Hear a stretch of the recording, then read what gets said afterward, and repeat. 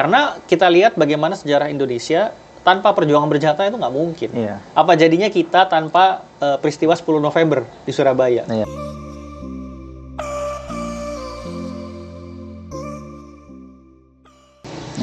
Assalamualaikum warahmatullahi wabarakatuh. Berjumpa kembali di Ngobrol bareng sejarah bersama komunitas Jejak Islam untuk Bangsa. Di sini kembali bersama Mas Begi Rizkiansyah. Ini kita hari ini ingin ngebahas soal berita juga yang sedang lagi hangat terbaru nih Mas, soal bagaimana gencatan senjata ya Di antara Gaza, di Gaza antara Palestina dengan Zionis Israel. Iya. Nah, itu kan terjadi baru-baru ini. Cuma pertanyaannya adalah apakah dengan gencatan senjata itu terus permasalahan selesai ya kan? Ini kita masuk ke sini dulu nih sebelum nanti kita mungkin mengambil refleksinya dari sejarah. Betul. Ya kalau ditanya selesai sih enggak ya. Maksudnya ini kan gencatan senjata yang kesekian kalinya. Iya. Dulu ada tahun 2008 kalau nggak salah ya. Dan beberapa tahun setelahnya juga ada Kopral Israel Gilad Shalit yang disandera terus sampai diserbu lagi, berhenti lagi, semacam itulah terus berulang-ulang. Dan jangan lupa Israel punya track record melanggar gencatan senjata yang sangat luar biasa banyaknya gitu, dan dibiarkan begitu saja gitu. Jadi kalau ditanya selesai sih enggak.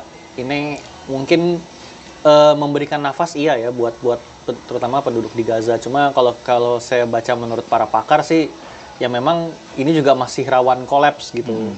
Jadi ya kita berdoa mudah-mudahan tetap aman lah di sana, dan mudah-mudahan ini juga memberikan kesadaran buat masyarakat bahwa gencatan senjata terus awareness selesai enggak. Makanya kita bahas topik ini kan. Biar tetap ada awareness tentang Palestina, khususnya tentang Gaza, gimana penjajahan itu tetap berlangsung gitu. Dan di tepi barat kan sekarang besar-besaran operasi militernya. Mereka mengalihkan ke sana gitu. Jadi kan sama aja bohong sebenarnya. Ibaratnya di Jawa selesai gencatan senjata, di Sumatera dihabisin gitu. Kira-kira kayak gitu ya. Ya. Gitu. Tapi kalau kita berkaca, ini kita mulai masuk kepada sejarahnya ya. Kalau kita berkaca kepada sejarah, sebenarnya apakah penjajahan itu memang akar permasalahan dari Palestina? Kalau para tokoh bangsa kita nih di Indonesia itu melihat akar permasalahan dari Palestina itu sebenarnya apa sih? Iya, makanya menarik nih kalau kita bahas Palestina. Kan kita punya relasi yang kuat dengan Palestina ya. Sebetulnya para tokoh-tokoh bangsa ini kita pernah jelaskan di episode yang lalu yang keberapa itu, gimana hubungan Indonesia-Palestina ini telah dibangun solidaritasnya bahkan sebelum Indonesia merdeka. Dan salah duanya adalah pertama karena ukhuwah Islamiyah, yang kedua karena semangat anti kolonial, merasa senasib sepenanggungan lah, sama-sama dijajah gitu. Dan itu kan disebutkan juga misalnya oleh Muhammad Hatta gitu ya, bahwa Zionis ini semacam alat imperialis Inggris waktu itu untuk ke Timur Tengah gitu. Jadi mereka tuh sekedar tools aja orang Yahudi Zionis ini di sana gitu. Gimana mereka menjadi perkakasnya. Kemudian juga ada Kiai Haji Saifuddin Zuhri juga menganggap seperti itu. Terus kemudian Haji Agus Salim juga bilang ini bukan soal perang agama, tapi ini bagaimana menjajah satu bangsa menjajah bangsa lainnya gitu kan. Dan kalau kita lihat memang melihat sejarah Indonesia selain relasinya tadi ya, hubungan solidaritas yang sudah pernah kita bahas, ada yang menarik juga sih jika kita mau membandingkan dengan apa yang Indonesia alamin. Mudah-mudahan bisa menjadi refleksi kita untuk melihat peristiwa di Palestina gitu. Bukan berarti cocokologi sejarah, enggak ya. Kita sama ini sama dengan sama, enggak. Cuma sejarah itu kan buat dipelajari sehingga kita ambil hikmahnya gitu kan. Kita ambil pelajarannya, dan ketika melihat Palestina saya rasa menarik juga untuk melihat sejarah Indonesia gitu. Berarti artinya ada kesamaan juga nih. Ada. Artinya kesamaan nasib, sama-sama dijajah gitu ya. Minimal kan kita kolonialisme gitu kan, sama-sama merasakan kolonialisme. Cuma memang perbedaannya adalah di sini kolonialisme, di sana settler kolonialisme gitu. Settler kolonialisme itu kan ketika orang yang menjajah hendak membawa bangsanya dan mengusir orang yang ada di sana. Yang dijajah gitu, mengusir orang-orang aslinya katakanlah gitu. Sedangkan kalau Belanda kan menjajah kita tidak hendak untuk membawa bangsanya ke sini, mengusir orang penduduk pribumi, mereka mengeksploitasi gitu. Jadi dari situ aja ada perbedaan tipe penjajahan tapi sama-sama dijajah. Nah, kemudian bagaimana bentuknya sendiri kan juga selama ini kita bisa lihat ada beragam modus gitu ya. Mulai dari misalnya menghapuskan sejarahnya orang-orang Palestina, menulis ulang sejarah tentang Yahudi di Palestina gitu kan, mereka membuat narasi baru segala macam, menghapuskan. Kalau di sini sifatnya lebih nativisasi misalnya gitu kan. Dia tidak menghapuskan sejarah orang Indonesia, tapi dia memodifikasi misalnya dengan nativisasi. Yang tadi sejarah Islam digali-galinya malah sejarah para Islamnya seperti itu.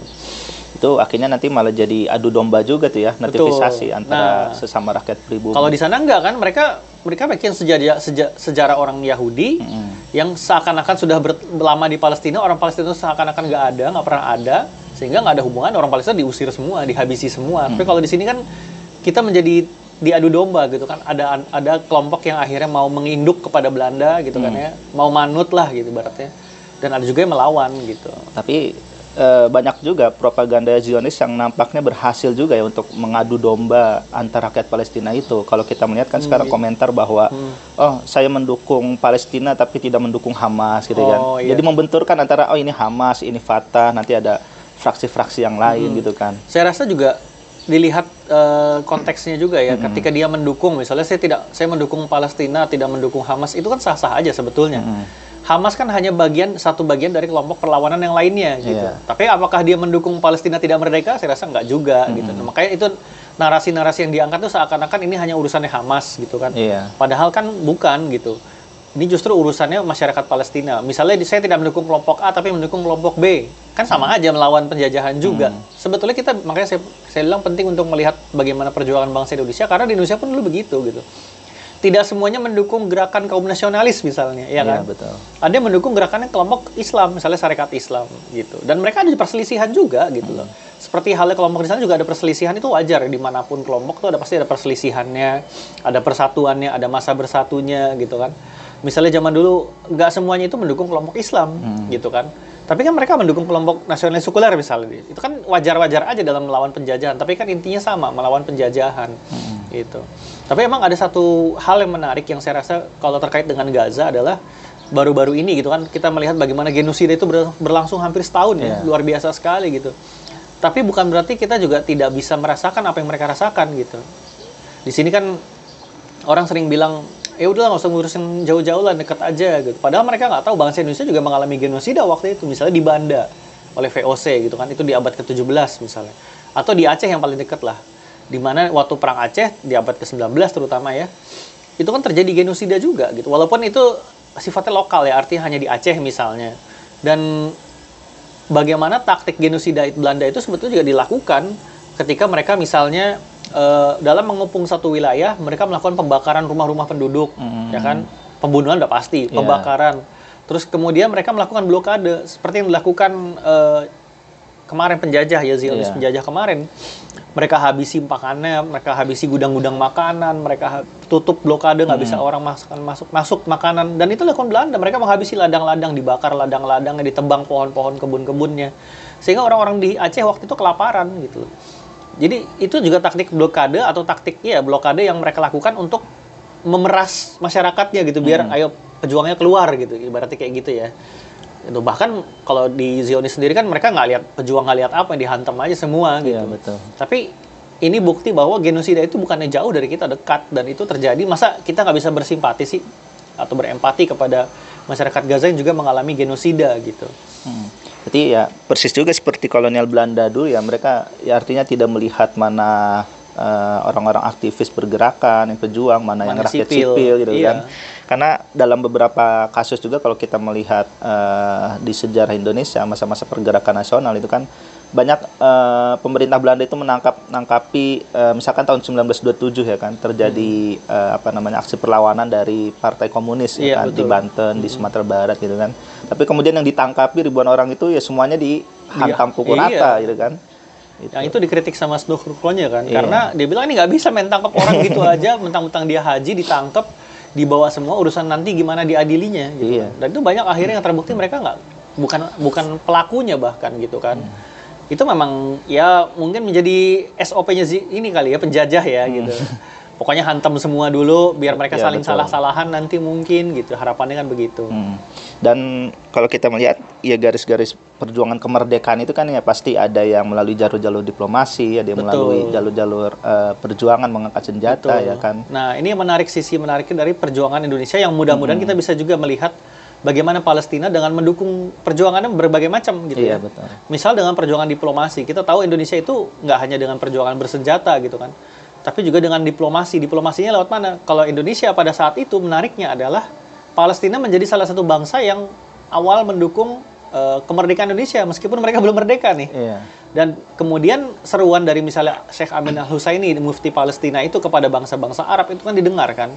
Didengar sehingga Sekjen Liga Arab misalnya atau tokoh-tokoh Muslim dari Mesir, misalnya dari negara-negara Islam lainnya, mereka turut mendukung kemerdekaan Indonesia.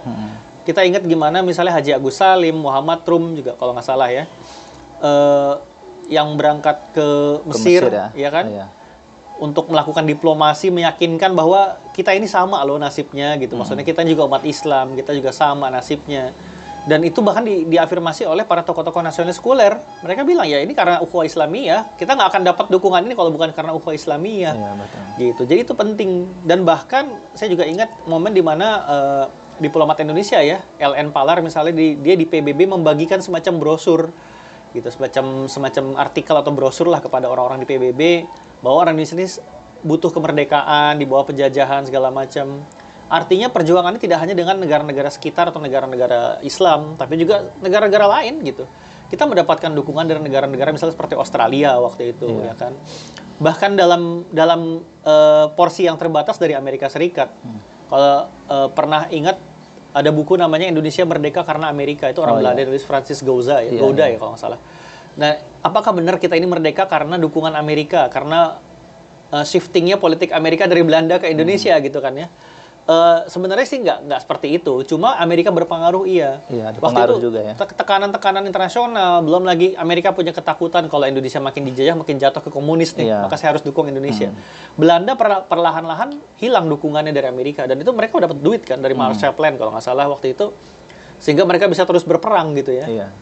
Nah ini kita lihat bagaimana sebenarnya satu bangsa penjajah juga nggak berdiri sendiri. Dia punya penyokong-penyokong ekonominya, penyokong militernya gitu kan. Ketika Belanda kehilangan dukungan dari Amerika, mereka juga agak-agak kolaps gitu waktu itu. Nah ini menarik bagaimana kita mungkin bisa menggalakkan mungkin diplomat kita gitu ya, menggalakkan bagaimana menarik dukungan-dukungan dari negara-negara yang awalnya mendukung, ya kan. Sekarang udah ada Spanyol misalnya yang udah mulai keras gitu kan. Dan negara-negara lain kita juga lobby gitu, mudah-mudahan seperti itu. Tapi juga ada hal-hal krusial lain yang saya pikir juga seringkali masyarakat melupakan. Bicara Palestina, bicara kemanusiaan misalnya, oke. Bicara diplomasi, oke. Bicara perjuangan bersenjata juga harus gitu. Karena kita lihat bagaimana sejarah Indonesia tanpa perjuangan bersenjata itu nggak mungkin. Apa jadinya kita tanpa peristiwa 10 November di Surabaya? Iya, betul. Iya kan? Ketika sekutu datang, Belanda kemudian melakukan pelanggaran berbagai agresi, militer 1, militer 2. Dan menariknya mereka sebut itu sebagai, kalau di Belanda disebut aksi polisionil ya. Artinya mereka tuh bertindak sebagai polisi, kita ini penjahatnya, kan gitu. Ya kan? Narasinya seperti itu, sama seperti sekarang. Ya kan, Zionis bilang itu adalah menyerbu teroris gitu kan. Itu kan narasi-narasi yang sama. Bung Tomo dulu disebut sebagai teroris oleh Belanda. Gitu. Nah, apa jadinya kita tanpa perang Aceh misalnya, perjuangan bersenjata di perang Aceh, tanpa perjuangan bersenjata di perang Jawa misalnya. Jadi nggak mungkin menghilangkan faktor perjuangan bersenjata itu gitu loh. Dan kita sudah, bahkan bangsa kita melakukannya gitu. Iya, karena perjuangan bersenjata itu sebagai bukti juga bahwa rakyat yang terjajah itu masih kuat, masih melawan ya kan. Saya ingat juga mungkin paling cocok juga menggambarkan ini peristiwa serangan 1 Maret ya. Serangan umum 1 Maret ketika itu kan Yogyakarta itu ibu kota Indonesia itu kan diambil alih oleh Belanda ya kan. Soekarno, Bung Hatta diasingkan, lalu didirikan pemerintahan darurat oleh Safruddin itu kan. Nah, orang-orang militer kita itu di Jawa itu kemudian menyusun rencana serangan Maret ke Yogyakarta. Tujuannya ya sebenarnya untuk membuktikan bahwa ini kita Indonesia masih ada loh, kita belum nyerah gitu kan. Karena dengan begitu ketika di diplomasi akhirnya Indonesia bisa membuktikan bahwa Indonesia ini belum runtuh, belum musnah, tapi masih ada. Gitu. Kadang orang hanya menilai seberapa luas wilayah yang berhasil diambil gitu ya. Padahal aksi-aksi simbolik seperti itu juga penting ya. Kemarin kita lihat bagaimana ketika pertukaran sandera, masih banyak kelompok bersenjata yang masih aktif gitu ya. Kelompok perlawanan gitu kan. Makanya kita harus menyebut mereka sebagai kelompok perlawanan resistance, bukannya yang lain-lain gitu. Label-label lain gitu. Nah, saya pikir di sini kemudian refleksi penting bahwa ketika kita sebagai bangsa yang sudah merdeka mau mendukung Palestina yang belum meraih kemerdekaannya, ada banyak jalan. Ada jalan kemanusiaan, ada jalan diplomasi gitu. Termasuk jalan tidak melabeli perjuangan bersenjata dengan gelar yang aneh-aneh atau yang negatif gitu kan. Ya karena kita pernah merasakan di sisi mereka gitu ya, ditindas, melawan dengan senjata, disebut teroris, disebut penjahat dan segala macam. Kita ingat bagaimana New York Times setelah melihat peristiwa 10 November, mereka menyebut dengan Muslim fanatics, gitu, ya kan? Itu jelek sekali bahasa terhadap kita di berita itu ya. Di JIB sendiri pernah mengangkat itu beberapa kali di IG-nya, pemberitaan itu ya memang seperti itu gitu. Maksudnya resiko dari perjuangan bersenjata di Palestina adalah, dan dimanapun melawan penindasan atau penjajahan, adalah disebut dengan gelar-gelar yang buruk, dan itu bukan yang baru gitu. Ya gitu, dan gimana kita sebagai bangsa Indonesia tidak terseret kepada narasi-narasi seperti itu. Ya, baik, terima kasih Mas Begi, pembicaraan yang menarik ya. Emang Palestina ini banyak hal yang bisa kita gali kan, baik termasuk dari sejarahnya. Pada intinya sih bahwa ya apa yang terjadi di Palestina itu adalah soal kemanusiaan, bagaimana kolonialisme itu masih berlangsung gitu. Betul. Kan. Dan ya kita sebagai bangsa Indonesia itu mesti bisa ya berupaya membantu melawan kolonialisme itu, entah apapun caranya yang beragam. Betul. Sebagaimana tadi disebutkan. Oke, itu saja mungkin untuk episode kali ini. Terima kasih, kita berjumpa di episode-episode berikutnya. Assalamualaikum warahmatullahi wabarakatuh. Assalamualaikum warahmatullahi wabarakatuh.